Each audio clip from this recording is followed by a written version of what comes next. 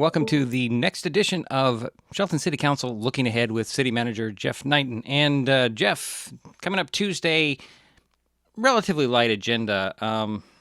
You have a couple of reports, and then you have business items, but no action items. First, I want you to explain to everybody what the difference is and why it's that way. Sure. So what our city council has, and this is for transparency purposes, really, to give as much opportunity for folks to comment on items on the agenda as they can. There are some things that require two readings, ordinances, land use ordinances, those types of things. Not everything does, but the council has made the decision to have a three-touch rule, and that means two readings of any particular item before council for their consideration on the agenda at separate times. So the first item is really letting the council know what the program that we're presenting to them is, whether it's a new sign ordinance or whether it's a new or a purchase like we have on the business agenda coming up on Tuesday. This is what we're thinking about doing.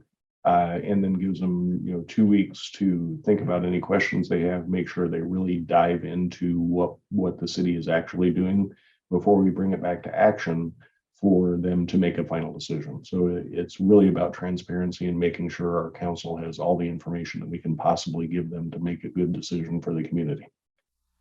So the first item on the business agenda is a equipment purchase sole source. Can you explain the sole source process a bit? I mean, it's a little more complicated, but can you get into details about what a sole source is and why you have to do it this way? Yeah, we can really get into the weeds on this, but at a high level, basically what it means is we purchase a piece of equipment, and the only piece of equipment for, in this case, it's the wastewater treatment plant. But the only supplier of parts and maintenance of that particular piece of equipment is this one business. There is no other vendor that provides the same piece of equipment in our state, and that's really what it is at a very high level. But yeah, there are definitely any type of government procurement programs get incredibly complex very quickly, but that's basically what it is. This is the only place we can get this particular piece. So if you went out to a bid process, they would be the only company to That's submit right. a bid. Yeah. Okay. Other things on the agenda on Tuesday are, well, Municipal Court. The judge is appointed, and you have security. Let's talk about the judge a bit. Yeah, so Judge Greer came to us actually immediately before I started back in late 2018. I believe he was appointed and took the bench in January of 19, appointed by council. And his contract is up for renewal, and everybody has been incredibly happy with his work on the bench. And council wanted to extend his contract, and that's what we have before them this evening.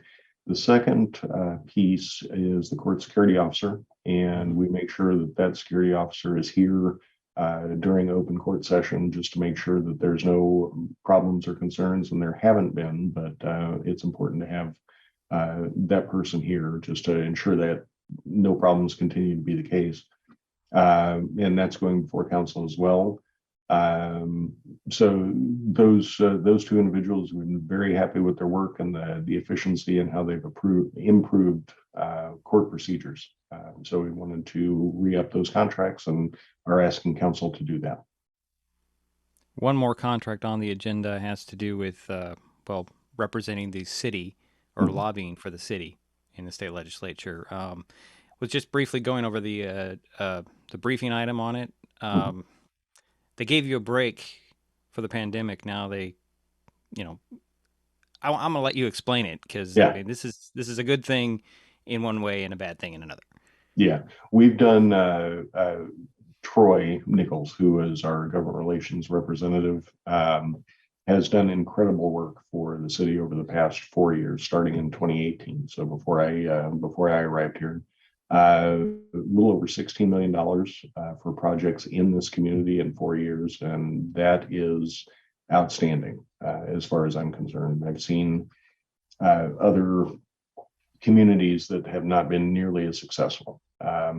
His retainer was a little bit lower than everybody else's already.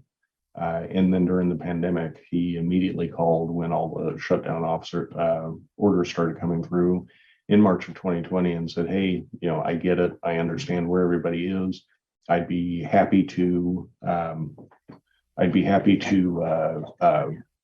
work with everybody." And so we reduced his retainer voluntarily down to half of what it was. Now we're looking at comparables for other cities that are similar to us that have not been nearly as successful as we have been. And with that success, I think his efforts have definitely earned him an increase in compensation. Okay. Just a couple of the items before the city council on Tuesday. You can meet in person at the Civic Center, watch it via Zoom, or watch it on MasonWebTV.com. Thanks, Jeff. Thank you.